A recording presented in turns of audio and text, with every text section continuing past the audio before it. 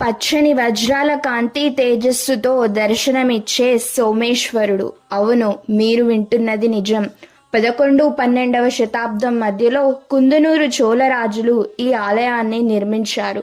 ఈ ఆలయం నిర్మించేటప్పుడు గర్భగుడిలో పచ్చని రంగులో మెరిసే వజ్రాలని శివలింగం చుట్టూ హారం రూపంలో ప్రతిష్ఠ చేశారు. ఇక్కడ స్వామివారు మరకత లింగంగా ఉండడం జరిగింది. మనం అభిషేకం చేసేటప్పుడు మన యొక్క ప్రతిబింబం స్వామివారిపై పడుతుంది. మన యొక్క రూపురేఖలను స్పష్టంగా స్వామివారిపై చూసుకోవచ్చు కూడా.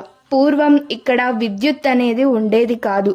ఉదయం అయ్యగారు వచ్చి దీపారాధన చేస్తే ఆ దీపాల యొక్క కాంతి వజ్రాలపై పడి వజ్రాలనేవి మెరిసేవట.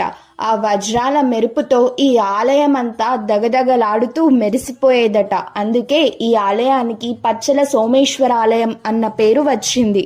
కానీ ఇప్పుడు ఈ ఆలయానికి పూర్వ వైభవం లేదు. ఎందుకో తెలుసుకోవాలంటే మన ఛానల్ని సబ్స్క్రైబ్ చేసి పార్ట్ 2ని చూడండి.